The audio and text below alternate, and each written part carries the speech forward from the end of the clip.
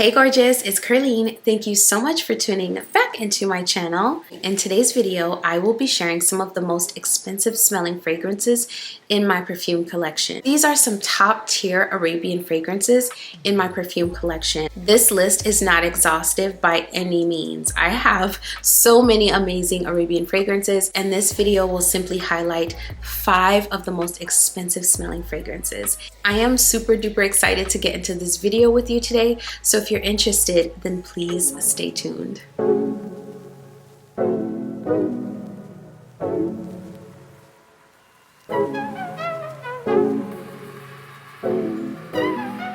Hi friend, welcome back. I'm so excited that you're back and ready to talk about these fragrances.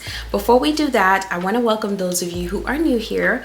On this channel, I talk luxury, I do review videos, I share my fragrance journey, and I sprinkle in a little bit of lifestyle in my monthly vlogs. So if any of those things pique your interest, then I would love to have you here. So go ahead and hit that subscribe button and turn on that notification bell so you know exactly when my videos drop. All right, let's get into it. Recently, someone asked me in the comments if I had a rich smelling fragrances video. And while I have a lot of very rich smelling fragrances, I realized I didn't have a video where I talked about them. Now, as a disclaimer, we are very unique human beings and our tastes and our noses vary from person to person. So what one person may consider expensive smelling, another may think is cheap smelling. So when I share these fragrances with you, I want this to be more of a conversation with a friend where I share my opinions and then you share your opinions in the comments. So with that being said, let's jump in. This first fragrance is Afnan's Mystique Bouquet.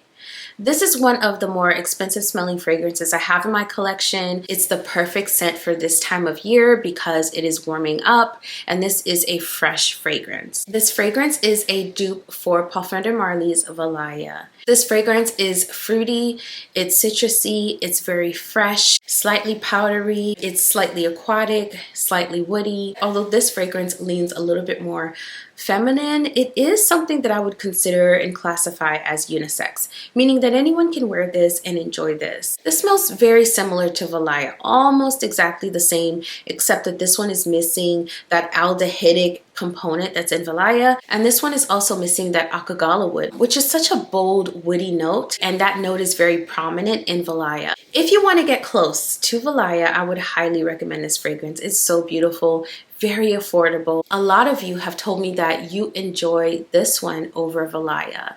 Mystique Bouquet is the perfect summertime scent.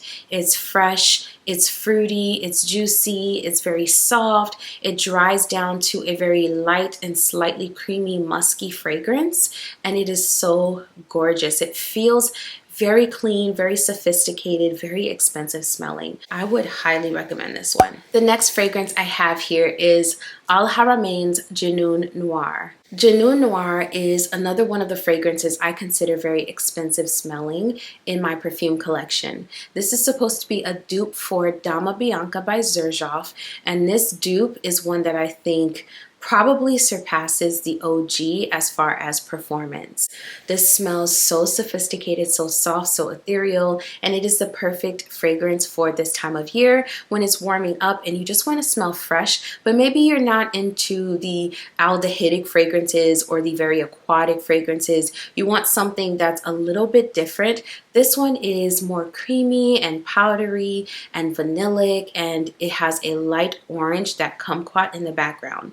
So this is just a beautiful fragrance. This is one that is absolutely perfection. It smells expensive. If you want to smell luxurious, if you want to smell like you have something on that costs money, if you want to smell like you have a lot of money, this is the perfect scent, especially if you're into very feminine smelling fragrances. This next one is another one I've talked all about exclusively in a video where I compared it to the OG that it is duping, and this one is Hawa Pink by Zamaya. Hawa Pink is so pretty. It's very feminine, very pretty. To my nose, it smells fruity, it smells very fresh, it smells very sugary sweet, It has a musky dry down and it's just perfection. I love this fragrance. It's supposed to be a dupe for Delina La Rose by Parfum de Marly. I do have a video talking about that. I do not think it's the best dupe in the world, but I do think this comes extremely close. I do think it's missing, I believe it's Muguet, so there is a watery component missing from the dupe in my opinion. And I also feel like this dupe is a little more earthy. There is a vetiver, I believe, that's more prominent in this dupe, and I do feel like this reads a little bit more earthy than the OG. However, on its own, this is a gorgeous fragrance. This smells very refined, very elegant. It's an elevated vacation scent. And to give you an example of where I would wear this to, I would probably wear this on vacation while in Greece. Those are the vibes with this particular fragrance. I think it's gorgeous. Hawa Pink is also very affordable, so I would highly recommend getting your hands on this if you can. It is a very fresh, slightly earthy, very sweet, fruity fragrance that is perfect for this time of year. Now, these next fragrances are not necessarily perfect for this time of year, but these are fragrances that I would reach for at nighttime. So on summer evenings, especially if I'm going to something that is indoors, these are some fragrances that smell absolutely expensive that I would be reaching for. The first one I have here is December Vanilla by Paris Corner. December Vanilla is supposed to be a dupe of Kayali's Vanilla Royale Sugar Patchouli, and I do think that this fragrance comes extremely close. The notes are almost identical, and this fragrance just smells very elevated, very luxurious, very sexy. And this is the type of fragrance I would imagine wearing to a very grand event in the evening. So although we're in summer, this is something I would reach for during summer evenings if I have something very grandiose to attend. That's how good this fragrance is. It's sexy, it's alluring, it's very bold. December Vanilla is your creme brulee that's spiked with rum. There are hints of floral notes in here. It's very rose forward. It's a warm, spicy fragrance. There are hints of leather and hints of oud. It's very sugary sweet, and the patchouli in here is not overwhelming. This is just a very well blended fragrance. I think Paris Corner did a great job of duping the OG. One of the major differences between this and the OG is that this one wears lighter. This is nowhere near as potent or as long lasting as the OG, but this will last you all evening long if you have an important event to go to this summer.